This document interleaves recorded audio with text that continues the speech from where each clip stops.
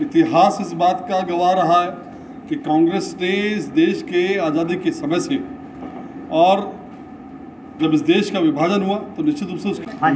आज कॉन्फ्रेंस बुलाई है आपने, क्या उद्देश्य है? देखिए, जिस प्रकार से जैसे जैसे देश के अंदर आम चुनाव आगे बढ़ रहे हैं, हमारे लोकसभा चुनाव के चरण जिस प्रकार से आगे बढ़ते आ रहे हैं, कांग्रेस की हताशा और उनके नेताओं के जो विवादास्पद बयान हैं वो लगातार हम सबके सामने आ रहे हैं। ये कोई नई बात नहीं है। इतिहास इस बात का गवाह रहा है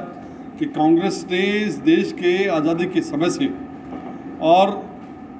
जब इस देश का विभाजन हुआ तो निश्चित रूप से उसके पीछे कहीं न कहीं जाति और धर्म के आधार पर जो विभाजन करने की नीति कांग्रेस की रही, जिस प्रकार से फूट डालो राज करो की नीति कांग्रेस ने शुरू से अपनाई है। हमको ध्यान में आता है कि कल ओवरसीज़ कांग्रेस के अध्यक्ष सैम पित्रोदा, जो कि हमारे कांग्रेस के शहजादे राहुल गांधी जी के गुरु भी कहलाते हैं, उनके द्वारा एक विवादास्पद बयान दिया और वो विवादास्पद बयान इस प्रकार का था। उन्होंने कहा कि जाति और रंग नस्ल भेद के आधार पर इस देश को विभाजन करने की उन्होंने संज्ञा दी। उनके अपने बयान में जिस प्रकार से उन्होंने कहा कि इस देश के जो पूर्वोत्तर क्षेत्र के लोग हैं वो चीनियों के समान लगते हैं, इस देश के जो दक्षिण क्षेत्र के रहने वाले लोग हैं वो अफ्रीका के लोग की तरह नजर आते हैं, इस देश के जो पश्चिम क्षेत्र के लोग हैं वो अरब देशों के लोगों के समान नजर आते हैं, और इस देश के जो मध्य भारत के लोग हैं वो अंग्रेजों के समान नजर आते हैं। इस प्रकार का एक बहुत ही विवादास्पद बयान उन्होंने दिया और निश्चित रूप से इस देश को, जो कि विविधताओं में भरा हुआ और विविधताओं में अनेकताओं के बीच में एकता का संदेश देने वाला जो देश, हमारी जाति, हमारी भाषा, हमारी संस्कृति ये अलग अलग क्षेत्रों की अलग अलग हो सकती है, लेकिन पूरा ये देश कहीं न कहीं एक भारत देश के रूप में हमेशा परिभाषित होता आया है। और जब जब आवश्यकता पड़ी है ये पूरा देश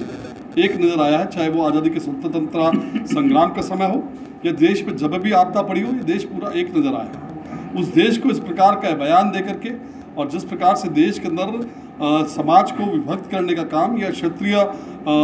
नस्ल भेद के आधार पर जो विभाजित करने का काम जिस प्रकार से उन्होंने कल बयान दिया, निश्चित रूप से निंदनीय है। घोर निंदा इसके उनके इस बयान की जाती है। और जिस प्रकार से ये ठीक उसी प्रकार की बात है कि जब प्रधानमंत्री नरेंद्र मोदी जी ने हमारी सम्मानीय राष्ट्रपति द्रौपदी मुर्मू जी को जब राष्ट्रपति बनाने का निर्णय लिया, तब भी कांग्रेस ने इसका विरोध किया। और वो कल सैम पित्रोदा के इस बयान से स्पष्ट रूप से इस बात का नज़र आता है कि उस समय जो उनका विरोध करने का जो कारण है, कहीं न कहीं जो उन्होंने कल बयान दिया कि रंग नस्ल भेद के आधार पर, इसका मतलब हम ये माने कि द्रौपदी मुर्मू भी अफ्रीकन लगती है, लेकिन निश्चित रूप से इस पूरे बयान के पीछे कहीं न कहीं एक बड़ी साजिश नज़र आती है। और कांग्रेस के नेताओं द्वारा पूर्व के अंदर भी जिस प्रकार की विवादास्पद बयान दिए गए, या कहीं न कहीं जब ये बात करते हैं कि इस देश के अंदर जातिगत गणना की बात की जाती है, तो निश्चित रूप से लगता है कि जिस प्रकार से पूरा देश आज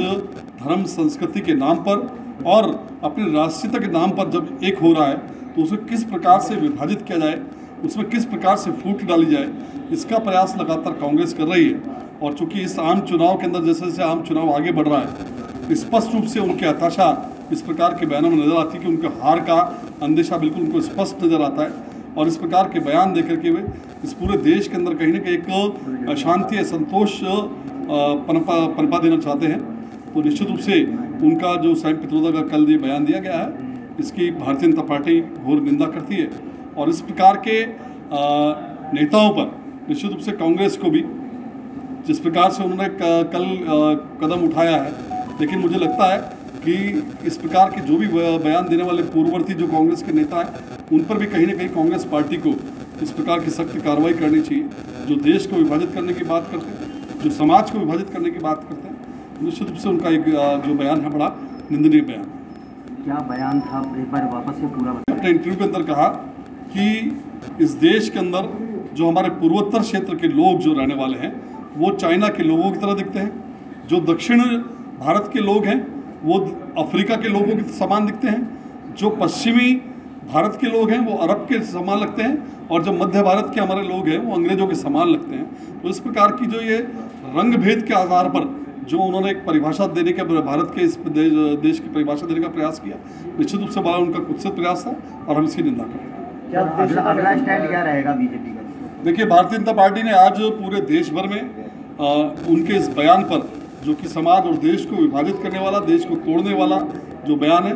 उसकी घोर निंदा करते हुए अपने पूरे देश भर में इसके आज प्रदर्शन भी हो रहे हैं और जगह जगह प्रेस कॉन्फ्रेंस करके और कांग्रेस के इस नेता के बयान की निंदा की जा रही है। क्योंकि हम ये मानते हैं और मुझे लगता भी है कि जिस प्रकार के कांग्रेस के नेता राहुल गांधी जी जिस प्रकार के बचकाना बयान समय समय पर देते आए, तो मुझे कह सकता हूँ कि जब उनके गुरु सैम पित्रोदा